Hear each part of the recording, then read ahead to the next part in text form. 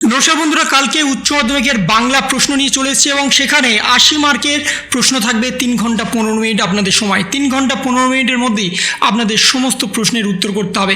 এখানে এমসিকিউ থেকে এসিকিউ সমস্ত কিছু থাকবে, কিন্তু তার সাথে একটা বিধিনিষেধ দিয়ে দেওয়া হয়েছে। এমসিকিউর জন্য আলাদা টেবিল থাকবে এবং এসিকিউর জন্য আলাদা টেবিল থাকবে। বড় কোশ্চেন লেখার জন্য আলাদা জায়গা থাকবে। বড় কোশ্চেন লেখার সাথে এমসিকিউ বা এসিকিউ কোনো রকম তুলনা করা যাবে না, অর্থাৎ এমসিকিউর যে টেবিল থাকবে সেখানে শুধুমাত্র এমসিকিউর জন্যই আপনাদের লিখতে হবে। সেখানে কোনো এসিকিউ যদি আপনারা লেখেন তাহলে সম্পূর্ণ উত্তরটাই আপনাদের বাদ চলে যাবে। এবং আপনারা জানেন যে এমসিকিউ 18টা প্রশ্ন থাকবে। সেই 18টা প্রশ্নের মধ্যে যদি আপনারা 5 থেকে 6টাও করেন, বাকি যদি জায়গা ফাঁকাও থাকে তাহলে সেই ফাঁকা জায়গাটাই থাকবে। সেখানে কিন্তু কোনো রকম এসিকিউ লেখা যাবে না। এসিকিউর জন্য সম্পূর্ণ আলাদা আপনাদের জায়গা দেওয়া হবে এবং সেই এসিকিউর জায়গাতেই আপনাদের সমস্ত কিছু লিখতে হবে।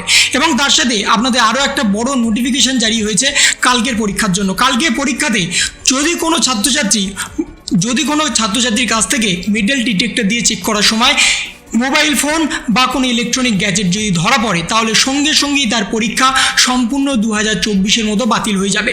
অর্থাৎ শুধু বাংলা পরীক্ষা নয়, সব পরীক্ষাটাই তার বাতিল হয়ে যাবে। 2024-এ সে আর কোনো কিন্তু পরীক্ষা দিতে পারবে না, এমনটাই কিন্তু নোটিফিকেশান দিয়ে দিয়েছে এবং সেই নোটিফিকেশানটা আপনারা দেখতেও পাচ্ছেন। তার সাথে এমসিকিউ কী প্রশ্ন আসবে এবং এসিকিউ কী প্রশ্ন আসবে সেগুলো একবার দেখে নিন। এমসিকিউ কিন্তু অপশান থাকবে এবং এসিকিউ কিন্তু অপশান থাকবে, অথবা করে কিন্তু আপনাদের প্রশ্ন কিন্তু থাকবে, সেখানে কিন্তু আপনাদের লিখতে হবে। এবং তার সাথে কালকে কিন্তু সমস্ত প্রশ্নে বারকোড যেমন থাকবে, তার সাথে সিরিয়াল নাম্বার থাকবে। সিরিয়াল নাম্বার আপনাদের উত্তরপত্রে যে লিখতে হবে, তার সাথে আপনাদের অ্যাটেন্ডেন্স শিটেও কিন্তু লিখতে হবে। তা না হলে আপনাদের সেদিনকার পরীক্ষাটা বাতিল হয়ে যাবে। অ্যাটেন্ডেন্স শিটে সিগনেচার করার সময় ম্যান্ডেটরিভাবে কিন্তু আপনাদের প্রশ্নপত্রে যে সিরিয়াল নাম্বার আছে সেটা কিন্তু লিখতে হবে। এবং তার সাথে কালকে কিন্তু আপনাদের সরাসরি মেটাল ডিটেক্টর দিয়ে চেক করে কিন্তু ঢোকানো হবে। অর্থাৎ আপনাদের 9:45 থেকে পরীক্ষা শুরু হবে। 10টার সময় আপনাদের খাতা লিখতে শুরু করতে হবে। 15 মিনিটের জন্য আপনাদের পুরো প্রশ্নটা একবার দেখে নিতে হবে। সেখানে কিন্তু কোনো রকম পেন ঠেকানো যাবে না উত্তরপত্রে। তার সাথে আপনাদের যে এসিকিউ থাকবে সংক্ষিপ্ত উত্তরভিত্তিক প্রশ্ন, সেখানে 20টি শব্দের মধ্যে লিখতে হবে। অর্থাৎ 2 থেকে 3 লাইনের মধ্যেই কিন্তু আপনাদের কমপ্লিট করে দিতে হবে উত্তরগুলো। তার থেকে বেশি কিন্তু লেখা যাবে না। আপনাদের জায়গা কিন্তু লিমিটেড থাকবে। সেই লিমিটেড জায়গার মধ্যেই কিন্তু আপনাদের উত্তর করতে হবে।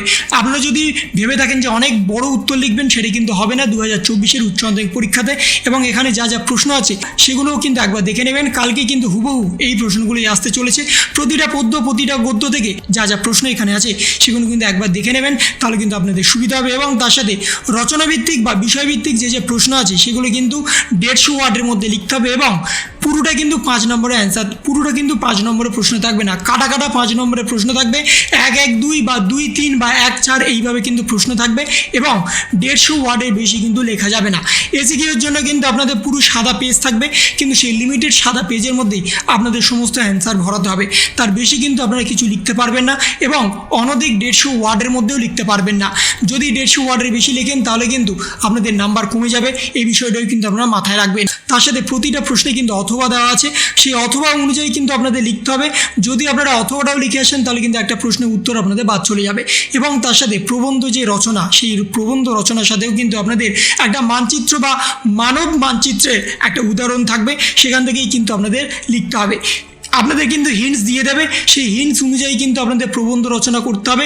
নিজের মতো কিন্তু কিছুই লেখার এখানে বিষয় নেই।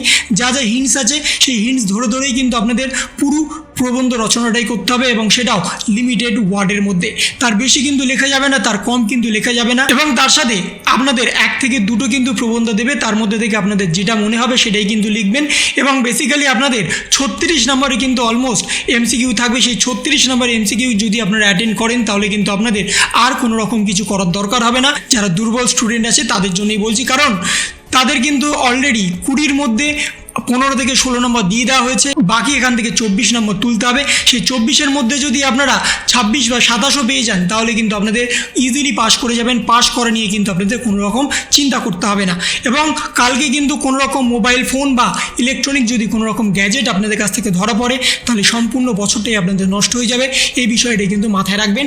Best of luck for tomorrow. যদি আপনাদের ভিডিওটা ভালো লেগে থাকে তবে লাইক করুন, শেয়ার করুন এবং অবশ্যই সাবস্ক্রাইব করুন। তার পাশাপাশি আপনার মতামত কমেন্টের মাধ্যমে জানান। ভালো থাকুন, সুস্থ থাকুন, ধন্যবাদ।